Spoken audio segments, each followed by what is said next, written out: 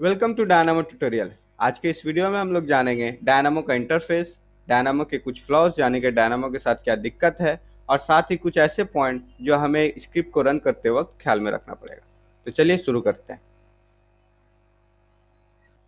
आप देख सकते हैं कि हमारा सिस्टम में डायनामो सैंडबॉक्स भी इंस्टॉल किया हुआ है। अगर आपके सिस्टम में ये डायनामो सैंडबॉक्स नहीं है तो मैं आपको रिकमेंड करूंगा कि मेरे प्रीवियस वीडियो को जरूर देखें। उसमें बताया गया है कि डायनामो सैंडबॉक्स से डायनामो को किस तरह डाउनलोड किया जा सकता है और डेस्कटॉप में किस तरह ऐड किया जा सकता है। हमारा ये कोर्स डायनामो रेविट पे बेस है, क्योंकि डायनामो रेविट के थ्रू हम रेविट से इंटरेक्ट कर सकते हैं और उस रेविट के जितने भी प्रोसेस है उसे ऑटोमाइज कर सकते हैं और अपनी एफिशिएंसी को बढ़ा सकते हैं। तो चलिए ओपन करते हैं। डायनामो रेविट को ओपन करने के लिए हमें रेविट को ओपन करना पड़ता है। तो रेविट में ओपन करता हूँ। हमारा ये डायनामो बेसिक कोर्स रेविट 2019 पे बेस है। इस रेविट 2019 में मैंने एक सैम्पल प्रोजेक्ट ओपन किया। डायनामो को ओपन करने के लिए आपको मैनेज टैब में जाना होगा। मैनेज टैब के अंदर में आपको विजुअल प्रोग्रामिंग में जाना होगा। यहाँ पे आप देख सकते हैं डायनामो एंड डायनामो प्लेयर भी है। डायनामो प्लेयर का क्या यूज है मैं आपको थोड़ी देर बाद बताता हूँ। फिलहाल डायनामो को ओपन करते हैं। ये रहा हमारा डायनामो का स्टार्ट पेज। इसमें फाइल्स के अंदर में आपको मिल जाएगा new, custom node, open new. अगर आपको न्यू फाइल न्यू स्क्रिप्ट लिखनी है तो न्यू पे क्लिक करें। कस्टम नोड, अगर आप खुद का नोड बनाना चाहते हैं, जैसे कि बहुत सारी कंपनियां हैं जो कस्टम नोड बनाती है, आप कस्टम नोड का यूज कर सकते हैं। ओपन, ओपन अगर आपको एग्जिस्टिंग फाइल ओपन करना है तो ओपन का यूज करें। या कुछ रिसेंट फाइल आपको दिखा दिया जाएगा। आज सेक्शन है, रेफरेंस है। अगर आपको कुछ पूछना है तो आप इस डायनामो फोरम में डिस्कस कर सकते हैं। और इसके अलावा कुछ रेफरेंसेस है जिसका यूज़ करके आप कुछ एक्स्ट्रा कुछ सीख सकते हैं। और कुछ सैम्पल्स फाइल्स भी यहाँ हैं। एक चीज़ का एश्योरेंस जरूर मैं आपको दे देना चाहूँगा कि इस कोर्स के आखिर तक पहुँचते पहुँचते आप डायनामो स्क्रिप्ट को अच्छी तरह से समझ पाएंगे, खुद का एक स्क्रिप्ट को लिख पाएंगे। उसके बाद आप ये सारा सैम्पल को बहुत ईजिली आप देख पाएंगे और समझ पाएंगे। तो चलिए मैं आपको एक सैम्पल फाइल को ओपन करके दिखाता हूँ। ये हमारा मैंने एक सैम्पल फाइल ओपन किया है। ये हमारा डायनामो का इंटरफेस है। अब मैं आपको डायनामो का पहला फ्लॉज यानी डायनामो का पहला प्रॉब्लम बताऊंगा। डायनामो का पहला प्रॉब्लम जानने के लिए हमें रेविट के एक ही सेशन में दो प्रोजेक्ट को ओपन करना पड़ता है। ये मैंने दो प्रोजेक्ट को ओपन किया, एक सैम्पल प्रोजेक्ट है और एक मैंने एक न्यू प्रोजेक्ट को ओपन किया। ओके, यहाँ पे दो प्रोजेक्ट है। मैं सैम्पल प्रोजेक्ट को करंट प्रोजेक्ट फिलहाल कर चुका हूँ। अब करंट प्रोजेक्ट करने के बाद मैं मैनेज टैब में जाऊंगा। मैनेज टैब में जाने के बाद डायनामो को ओपन करता हूँ।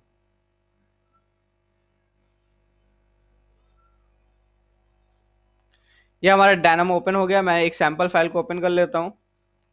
ये मैंने एक सैंपल फाइल ओपन कर लिया। आप देख सकते हैं यहाँ पे कुछ किसी भी तरह का कोई भी वार्निंग या किसी तरह कोई मैसेज नहीं है। यानी कि ये डायनामो जो है कि इस प्रोजेक्ट के सारा एलिमेंट को रीड कर सकता है, उसके रिलेटेड मैं स्क्रिप्ट बना सकता हूँ। अगर मैं सिमिलरली मैं दूसरे प्रोजेक्ट में जाता हूँ तो यहाँ पे आप देख सकते हैं सिग्नल एक मैसेज दे रहा है, एक वार्निंग दे रहा है कि dynamo is not Poynting at the current document. आप देख सकते हैं कि मैंने ये डायनामो को सैंपल प्रोजेक्ट को पॉइंट करने के बाद मैंने ओपन किया था, इसलिए ये डायनामो सिर्फ इसी प्रोजेक्ट के डेटा को रीड कर सकता है और इसी के लिए मैं एक स्क्रिप्ट बना सकता हूँ। दूसरे प्रोजेक्ट के लिए मैं स्क्रिप्ट फिलहाल नहीं बना पाऊंगा। उसके लिए मुझे क्या करना होगा, फिर से डायनामो को क्लोज करने के बाद फिर से इसे ओपन करना होगा। तो मैं ये डायनामो को क्लोज करता हूँ। अब इस प्रोजेक्ट को मैं करंट प्रोजेक्ट बनाने के बाद फिर से मैनेज टैब में जाऊंगा और डायनामो को ओपन करूंगा। उसके बाद मैं एक और सैंपल फाइल ओपन करता हूँ। आप देख सकते हैं अब ये इस प्रोजेक्ट पे काम करेगा, यानी कि इस प्रोजेक्ट के सारे डेटा को रीड कर सकता है। उसके लिए हम एक स्क्रिप्ट बना सकते हैं। लेकिन अब मैं सैंपल प्रोजेक्ट में जाऊंगा तो यहाँ पे काम नहीं करेगा। तो ये रहा हमारा पहला प्रॉब्लम, पहला डायनामो के साथ दिक्कत। डायनामो का इसी फ्लॉस को दूर करने के लिए ऑटोडेस्क ने डायनामो प्लेयर को डेवलप किया।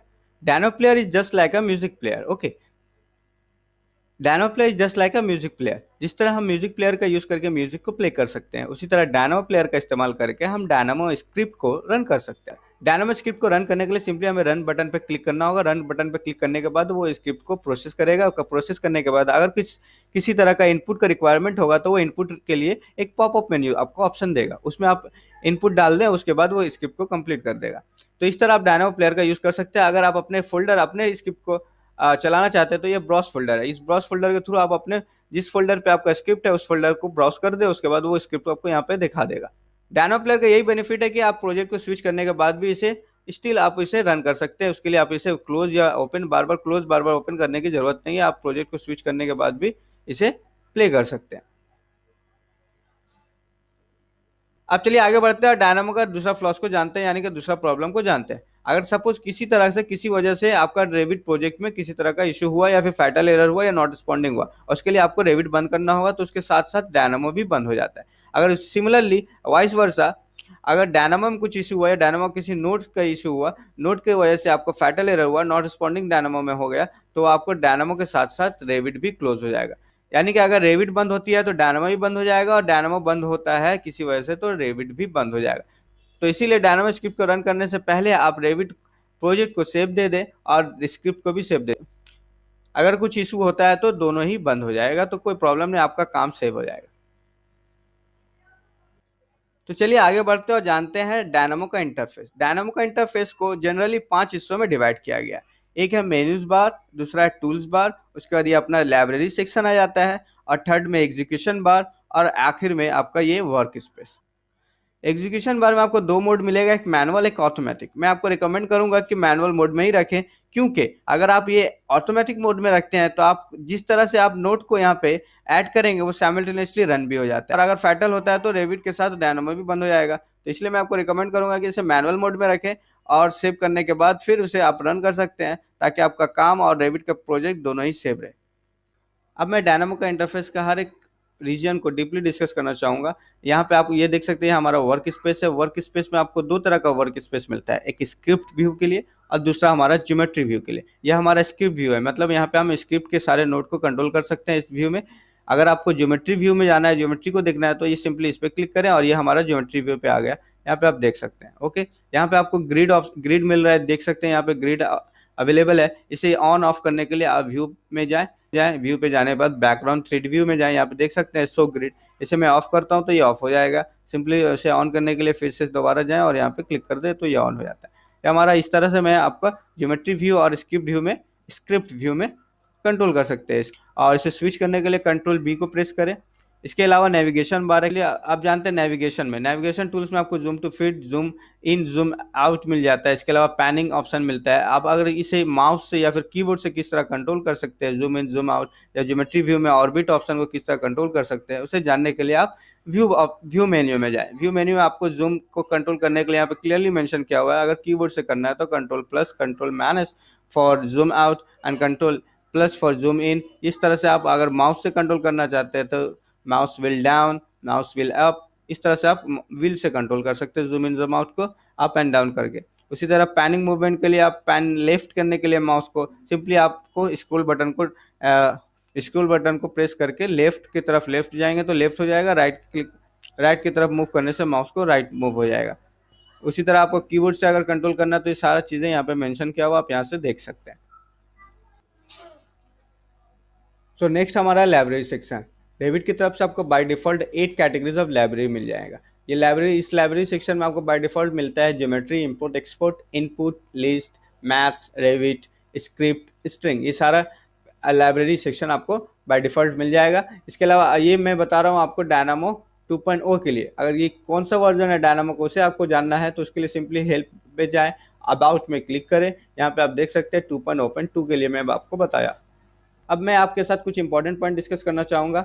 सपोज आप दो लेंथ को ऐड करना चाहते हैं, यानी कि 2 मीटर। ओके, तो ये 2 मीटर यहाँ पे यूनिट शो नहीं कर रहा है। ये क्या यूनिट है वो आपको नहीं पता। मैं आपको बताना चाहूँगा कि डायनामो जो है उसी यूनिट को कंसिडर करता है जो कि रेविट में सेट किया हुआ है। यहाँ पे मैं आपको रेविट देख सकता हूँ, रेविट में ये mm में सेट किया हुआ है, मतलब ये 2 mm हो जाएगा। अगर मैं इसे मीटर में करूँगा तो डायनामो भी इसे मीटर कंसिडर करेगा। तो इस बात का ख्याल रखना बेहद जरूरी है। अगर आप एक्सेल से कोई डेटा को इनपुट करते हैं तो एक्सेल में डेटा के साथ मीटर या इस तरह का यूनिट मेंशन नहीं होगा, सिर्फ डेटा होगा। ये डेटा को यहाँ पे इंपोर्ट कर लें। डेटा को इंपोर्ट करने के बाद वो अगर है तो आप रेविट प्रोजेक्ट में आप सेट कर दें, उसके बाद प्रोजेक्ट को, उसके बाद आप स्क्रिप्ट को रन कर लें।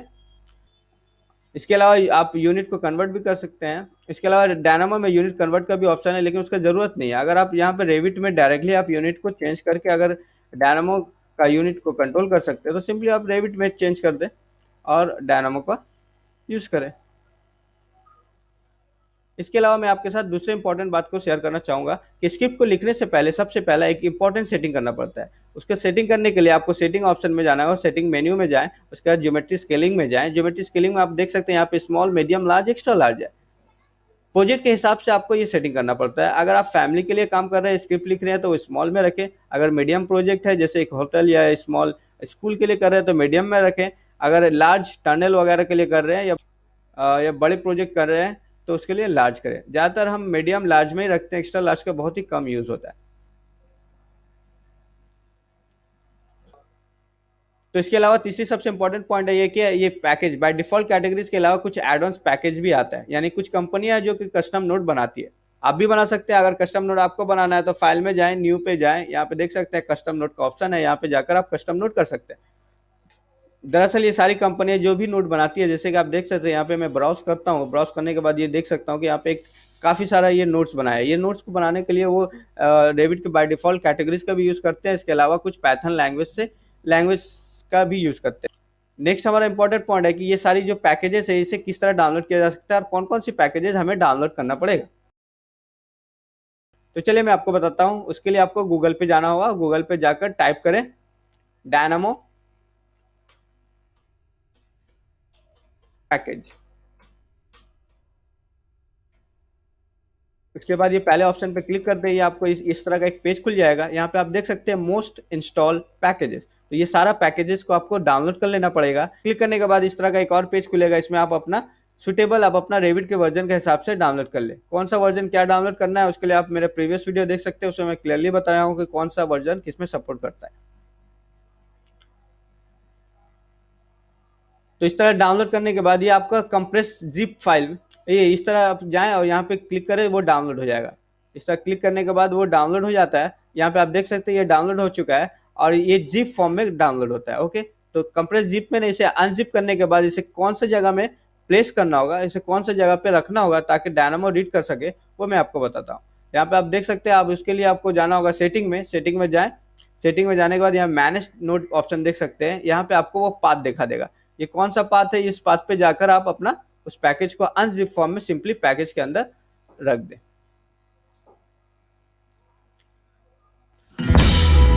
So that is all for dynamo interface. Next class में हम डिस्कस करेंगे डायनामो नोट्स के लिए। Okay, thank you very much. अगर आपको ये वीडियो पसंद आया हो तो प्लीज़ लाइक करें, सब्सक्राइब करें हमारे चैनल को और अपने दोस्तों के बीच हमारे इस वीडियो को शेयर